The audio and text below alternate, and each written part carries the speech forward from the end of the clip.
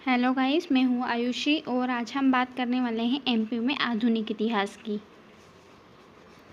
मध्य प्रदेश के आधुनिक इतिहास का निम्न बिंदुओं के अध्ययन किया जा सकता है। पहला है मध्य प्रदेश में मराठा राज्य, जिसमें हम होलकर और सिंधिया देखेंगे। उसके बाद है मध्य प्रदेश में ईस्ट इंडिया कंपनी। तीसरा है प्रमुख विद्रोह और 1857 की क्रांति। और चौथा पॉइंट है मध्य प्रदेश में स्वतंत्रता संघर्ष। तो आज का हमारा टॉपिक होगा पॉइंट नंबर 1, मध्य प्रदेश में मराठा राज्य। इसमें हम होलकर और सिंधिया आज देखेंगे, बाकी ऐसे ही एक एक करके अन्य टॉपिक भी कवर करेंगे। तो हमारा पहला टॉपिक है मध्य प्रदेश में मराठा राज्य। 1732 ईस्वी तक मध्य प्रदेश में निम्न मराठा राज्यों की नींव पड़ चुकी थी। इंदौर में थे होलकर राजवंश, धार में था आनंद राव यानी कि पवार राजवंश, देवास की बड़ी पाती में थे पवार वंश के तुकोजी राव, देवास की छोटी पाती में थे जीवाजी राव, ये भी पवार वंश के थे, और ग्वालियर में थे सिंधिया वंश। सबसे पहले है होलकर वंश। मुगलों के पतन के बाद मालवा पर होलकर वंश का राज्य स्थापित हुआ। वस्तुतः होलकरों को मालवा महाराष्ट्र साम्राज्य के 5 सरदारों में विभाजीकरण के स्वरूप मिला था। होलकर मराठों की धनगर शाखा से संबंधित थे। होलकर मराठों की कौन सी शाखा से संबंधित है? धनगर शाखा से। अब इसका पहला शासक है मल्हार राव होलकर। इनका कार्यकाल 1731 से 1766 माना जाता है। इनका जन्म होल या हाल गांव में हुआ था, जो महाराष्ट्र के पुणे में स्थित है। मल्हार राव होलकर ने राजवाड़ा का निर्माण करवाया था 1747 में। 1727 में मल्हार राव होलकर को मालवा के 5 महलों की सनद पेशवा से मिली और राज्य के इस भाग में मराठा राज्य शुरू हुआ। 1729 में धार देवास के पवार राज को भी सनद मिली, लेकिन 1730 में होलकर को क्षेत्र का सर्वोच्च शासक स्वीकारा गया। 2 नवंबर 1731 को इंदौर में होलकर राजवंश प्रारंभ हुआ। कब? 2 नवंबर 1731 से। पेशवा बाजीराव ने 1732 में मालवा सूबा पुनः होलकर, सिंधिया और पवार के बीच में विधिवत विभक्त कर दिया। 1761 के पानीपत के तृतीय युद्ध, पानीपत का तीसरा युद्ध हुआ था 1761 में। पानीपत के तृतीय युद्ध में हारकर लौटे मल्हार राव होलकर की मालवा में स्थिति अधिक सुदृढ़ हुई। 1766 को उसकी मृत्यु हुई जिला भिंड में। अगले शासक हैं मालेराव होलकर। 1766 से 1767, सिर्फ 1 साल का कार्यकाल रहा इनका। मल्हार राव होलकर के पुत्र खांडेराव का मल्हार राव होलकर के समय ही निधन हो गया था। मालेराव कौन था? मालेराव अहिल्याबाई और खांडेराव का पुत्र था। जब मल्हार राव होलकर शासन में थे, उसी दौरान खांडेराव की मृत्यु हो गई थी और मालेराव शासक बना। अतः खांडेराव का पुत्र मालेराव राजा बना, लेकिन 1 वर्ष बाद ही वह भी चल बसा। तब उसकी माता अहिल्याबाई ने स्वयं शासन संभाला। अब है लोकमाता अहिल्याबाई। 1767 से 1795 तक इनका कार्यकाल देखा जाता है। इनका जन्म हुआ था चांडी गांव, जामखेड़, अहमदनगर में। महेश्वर घाट, काशी घाट का मणिकर्णिका घाट इन्होंने बनवाया था। मुद्राओं में शिवलिंग, बिलपत्र और नदी की आकृतियाँ मिलती हैं।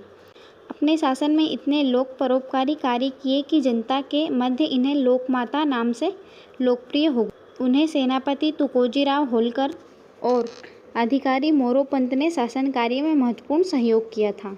अहिल्याबाई ने अपनी राजधानी को नर्मदा नदी पर स्थित महेश्वर को स्थानांतरित की थी। अहिल्याबाई ने अपनी राजधानी महेश्वर को बनाया था।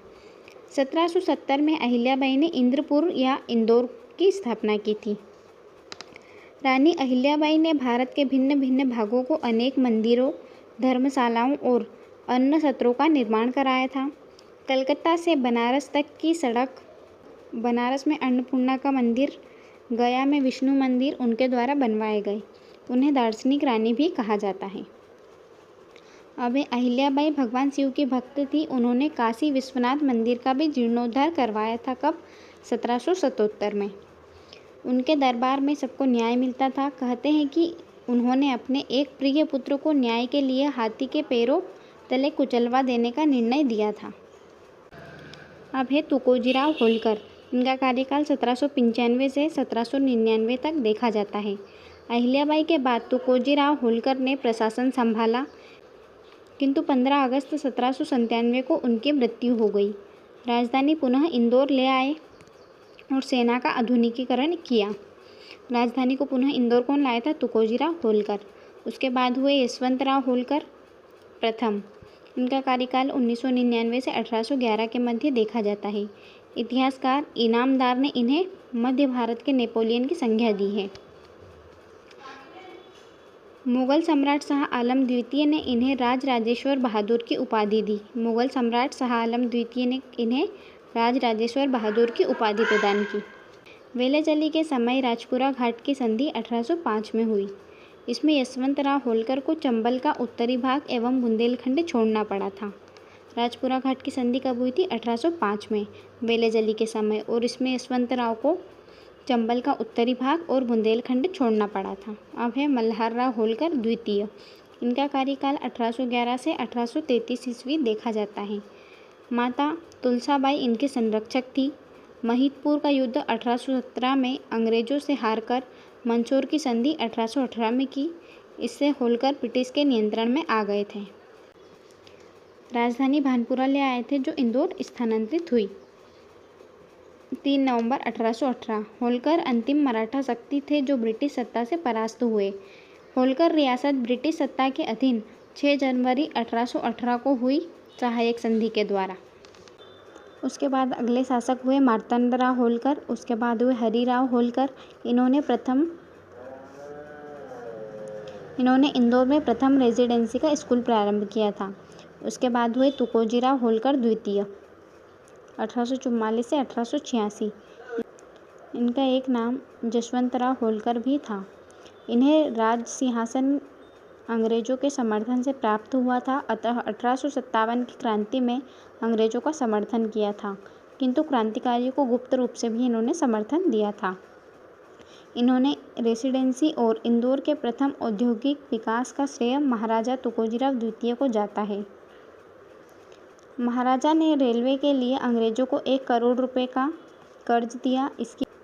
इसकी मदद से अंग्रेजों ने 1869 में खंडवा इंदौर रेलवे लाइन यानी कि होलकर स्टेट रेलवे का निर्माण किया। तुकोजीराव के समय ही इंदौर में रेलवे का परिचालन 1875 में शुरू हुआ। इनके प्रयासों से स्टेट कपड़ा उद्योग और कैनेडियन गर्ल्स हाई स्कूल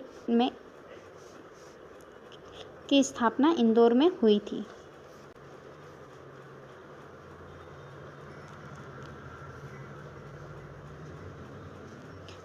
अब है शिवाजीराव होलकर 1886 से 1903 तक। इंदौर में लालबाग पैलेस का निर्माण, शिवविलास पैलेस का निर्माण और सुखविलास पैलेस का निर्माण तथा बड़वाह में दरिया महल का निर्माण इनके द्वारा कराया गया था। इंदौर में ही होलकर कॉलेज की स्थापना भी इन्होंने कराई थी। उसके बाद है तुकोजीराव तृतीय 1903 से 1926। हुकुमचंद कपड़ा मिल का निर्माण 1914 में कराया। त्रिस्तरीय न्याय प्रणाली कायम की, जिला, अधीनस्थ एवं ग्राम न्यायालय। खाद्य पदार्थों की कीमत को नियंत्रित करने, निर्यात पर प्रतिबंध लगाया। किसान हित में रैयतवाड़ी व्यवस्था लागू की। इंदौर में क्षय रोग सेनेटोरियम और नवरत्न मंदिर बनवाया। इसके बाद हुए यशवंतराव होलकर सेकेंड 1926 से 1948 तक। इनके समय होलकर स्टेट का विलय मध्य भारत में हुआ। यशवंतराव ने यशवंत क्रिकेट क्लब या मध्य प्रदेश क्रिकेट एसोसिएशन के गठन में योगदान दिया। क्षत्रिय धननगर सेवा संघ के संस्थापक बने। इंदौर में माणिक बाग, यशवंत सागर झील और महाराजा यशवंतराव हॉस्पिटल यानी कि MY हॉस्पिटल का निर्माण करवाया। महत्वपूर्ण तथ्य होलकरों से संबंधित। इंदौर सेंट्रल इंडिया एजेंसी का मुख्यालय बना एवं मध्य भारत की ग्रीष्मकालीन राजधानी भी बना था 1948 से 56 के दौरान। ब्रिटिश सत्ता के अधीन होलकर राज्य के प्रथम दीवान तात्या जोग थे। काशीराव, यशवंतराव प्रथम, तुलसाबाई तीनों ने मल्हारराव होलकर के नाम पर ही शासन किया। अब है सिंधिया वंश। 1731 में मालवा का एक भाग सिंधिया को मिला था। उसके शासक राणोजी सिंधिया थे। सिंधिया को ग्वालियर क्षेत्र का शासक स्वीकारा गया था। सबसे पहले हुए राणोजी सिंधिया। इनका कार्यकाल 1731 से 1745 तक देखा जाता है। ग्वालियर में सिंधिया वंश के संस्थापक हुए राणोजी सिंधिया। इनका जन्म सतारा महाराष्ट्र के पास कान्हेर खेड़ा में हुआ था। वस्तुतः 1726 में पेशवा ने राणोजी सिंधिया को मालवा का प्रभारी बनाया था। 1729 ईस्वी में अमझेरा के युद्ध में राणोजी ने वीरता का प्रदर्शन किया, अतः पुणे दरबार ने राणोजी को होलकर वंश के समान भागीदारी दी गई। 1731 में मध्य प्रदेश में मराठा क्षेत्र विभाजन में राणोजी को ग्वालियर का शासक बनाया गया। राणोजी को उज्जैन, शाजापुर और सुजावलपुर या सुजालपुर आदि के क्षेत्र प्राप्त हुए। राणोजी सिंधिया ने अपनी राजधानी उज्जैन को बनाया।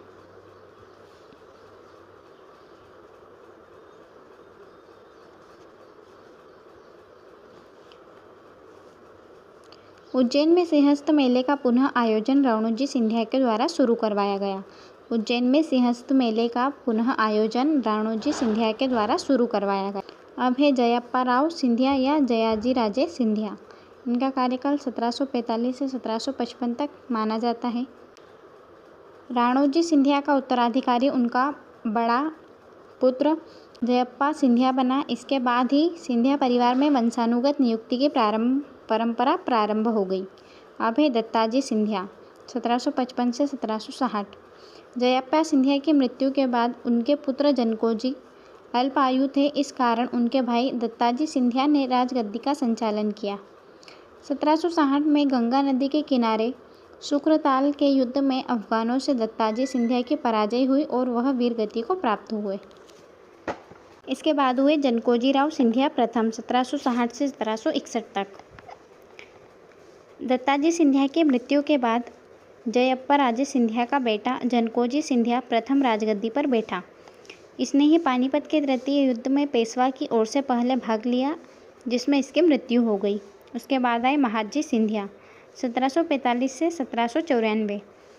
1745 में राणोजी के पश्चात उनका चौथा बेटा सिंधिया वंश का सबसे प्रतापी राजा महादजी सिंधिया सत्तासीन हुआ, यानी कि सत्ता पर बैठा। महादजी सिंधिया को सिंधिया साम्राज्य का वास्तविक संस्थापक माना जाता है। सिंधिया साम्राज्य का वास्तविक संस्थापक महादजी सिंधिया को माना जाता है, जो कब 1745 में गद्दी पर बैठे थे। 1761 में पानीपत के युद्ध में इन्होंने भाग लिया था और सेनापति रानी खां ने इस युद्ध में इनकी जान बचाई थी।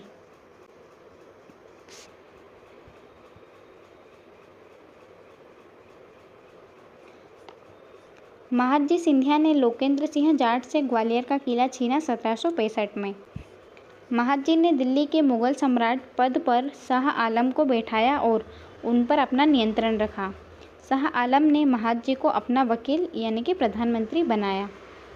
अगले हुए दौलतराव सिंधिया 1794 से 1827। 1794 में दौलतराव सिंधिया महादजी के उत्तराधिकारी बने।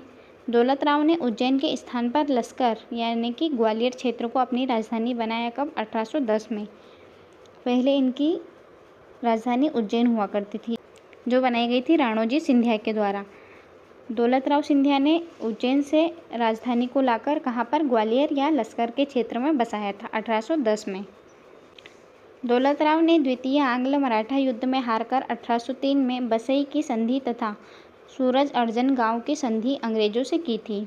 दौलतराव ने अंग्रेजों में मोतियों का बाजार लगवाया था, अतः उन्हें मोतीवाला की संज्ञा भी दी जाती है। मोतीवाला की संज्ञा किसे दी जाती है? तो मोतीवाला की संज्ञा दौलतराव सिंधिया को दी जाती है। इन्होंने कवि पद्माकर को भी संरक्षण दिया था। अब है जनकोजी राव सिंधिया द्वितीय 1827 से 1843। जनकोजी राव का वास्तविक नाम मुकुट राव था और ये दौलत राव के दत्तक पुत्र थे।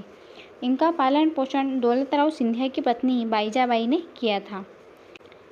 बाईजाबाई ने ग्वालियर में बेजाताल और उज्जैन में गोपाल मंदिर का निर्माण करवाया था। बेजाताल को तैरता हुआ रंगमंच भी कहा जाता है।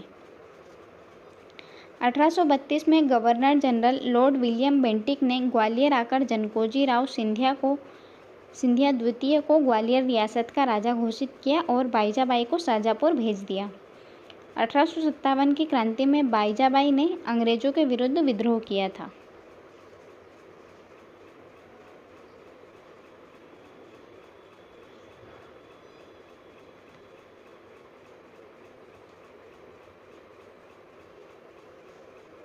अब है जयाजीराव सिंधिया 1843 से 1886 ईस्वी। जनकोजीराव सिंधिया के बाद जयाजीराव सिंधिया शासक बने। जयाजीराव की सेना ने 1857 में झांसी की घटनाओं की सूचना मिलने पर अंग्रेजों के विरुद्ध विद्रोह कर दिया। जब लक्ष्मीबाई वहां पहुंची तो जयाजीराव सिंधिया ने अपने परिवार की महिलाओं और फौज के प्रमुख अधिकारियों को नरवर के किले में पहुंचा दिया था एवं स्वयं आगरा आ गए थे। यह भी कहा जाता है कि जयाजीराव ने लक्ष्मीबाई के लिए अपनी सेना और खजाना मदद के लिए छोड़ दिया था। खजाने की चाबी उनके खजांची अमरचंद बांठिया ने लक्ष्मीबाई को सौंपी थी। अमरचंद बांठिया को सराफा बाजार में नीम के पेड़ से टांगकर फांसी दे दी गई। विद्रोह की समाप्ति के बाद अंग्रेजों ने ग्वालियर किले का कब्जा कर लिया। सन 1786 तक मुरार में अंग्रेजी छावनी बनी रही। जयाजीराव सिंधिया की उपलब्धियाँ: शास्त्रीय संगीत में ग्वालियर घराना स्थापित किया। जयविलास पैलेस का निर्माण करवाया। कब? 1874 में। कमला राजा भवन बनवाया। विक्टोरिया महाविद्यालय आदि का निर्माण करवाया जयाजीराव सिंधिया ने। अगले हैं माधवराव सिंधिया प्रथम 1886 से 1925 ईस्वी। जयाजीराव के दत्तक पुत्र माधवराव सिंधिया प्रथम 10 वर्ष की उम्र में राजा बने। माधवराव सिंधिया प्रथम को अंग्रेजों द्वारा सर की उपाधि दी गई थी। इंग्लैंड से लौटते हुए 1925 को पेरिस में माधवराव सिंधिया प्रथम का निधन हुआ। ये क्वेश्चन पूछा जा सकता है कि इंग्लैंड से लौटते समय 1925 में किस सिंधिया शासक का निधन हुआ, तो यह थे माधवराव सिंधिया प्रथम। माधवराव ने शिवपुरी को अपनी ग्रीष्मकालीन राजधानी बनाया था। माधवराव प्रथम की उपलब्धियाँ: Madhav Vilas palace, grand hotel, George castle, sailing club, secretariat town hall, Shivpuri club, Shivpuri की प्रसिद्ध छतरियाँ और उज्जैन में फ्रीगंज इन्होंने बनवाया था। इसके बाद है जॉर्ज जीवाजीराव सिंधिया 1925 से 1961 ईस्वी। माधवराव सिंधिया प्रथम की मृत्यु के बाद उसके 9 वर्षीय पुत्र जीवाजीराव सिंधिया राजा बने। जीवाजीराव के वयस्क होने तक रियासत का प्रशासन चलाने के लिए महारानी चिनकूराजे सिंधिया की अध्यक्षता में काउंसिल ऑफ रीजेंसी का गठन किया गया। महाराजा जीवाजीराव सिंधिया ने 1941 ईस्वी में राजपूत कन्या लेखा दिव्येश्वरी से विवाह किया। लेखा दिव्येश्वरी किसका नाम है? राजमाता विजयाराजे सिंधिया का नाम है। वास्तविक नाम लेखा दिव्येश्वरी। इनका जन्म 12 अक्टूबर 1919 को मध्य प्रदेश के सागर जिले में हुआ था। जीवाजीराव के समय मध्य भारत के राजाओं का संघ बना, जिसका मध्य भारत नाम से भारतीय संघ में विलय हुआ।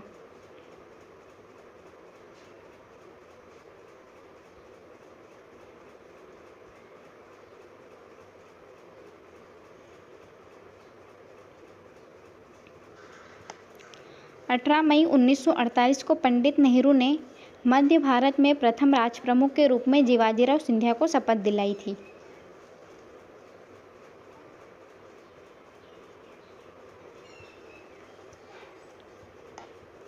अब है ग्वालियर रियासत के महत्वपूर्ण ऐतिहासिक तथ्य। गुप्तेश्वर यानी कि ग्वालियर के उत्खनन से यहाँ मानव निवास के साक्ष्य मिले हैं, जो कि 40 से 50 हजार वर्ष प्राचीन है। ऐत्रेय ब्राह्मण में मध्य देश का उल्लेख है, जिसमें ग्वालियर का क्षेत्र भी शामिल था। नागवंश ने पद्मावती को राजधानी बनाकर यहाँ पर शासन किया था। ग्वालियर अभिलेख अनुसार यहाँ मिहिर कुल का भी शासन था। राष्ट्रकूटों ने प्रतिहारों को हराकर तेली मंदिर का निर्माण करवाया था। कहाँ पे? ग्वालियर में। चंदेलों ने कच्छपघात को ग्वालियर में अपना प्रशासक नियुक्त किया। कच्छपघात को ही सास बहू या सहस्त्रबाहु मंदिर और ककनमठ के निर्माण का श्रेय दिया जाता है। अनंगपाल तोमर ने दिल्ली बसाई थी। उसके वंशज वीर सिंह तोमर ने 1394 में तोमर वंश की स्थापना ग्वालियर में की थी। राणोजी सिंधिया ग्वालियर के पहले मराठा सरदार बने। इससे पूर्व माधवजी सिंधिया पेशवा के अधीन प्रशासक नियुक्त हुए थे। विद्रोह 1857 के समय ग्वालियर महाराजा जयाजीराव सिंधिया ने अंग्रेजों का समर्थन किया था। सिंधिया वंश के अंतिम शासकों ने लंदन से ग्वालियर पर शासन किया था। अंतिम सिंधिया महाराजा जॉर्ज जीवाजीराव ने ग्वालियर रियासत का विलय 1948 में भारत संघ में किया गया। मृदुला सिन्हा ने एक रानी ऐसी भी नाम से राजमाता विजयाराजे सिंधिया की जीवनी लिखी है। 1766 ईस्वी में उत्तर भारत की आय के बंटवारे से पेशवा सरकार को 46 तथा होलकर सिंधिया दोनों को 21% मिलना था।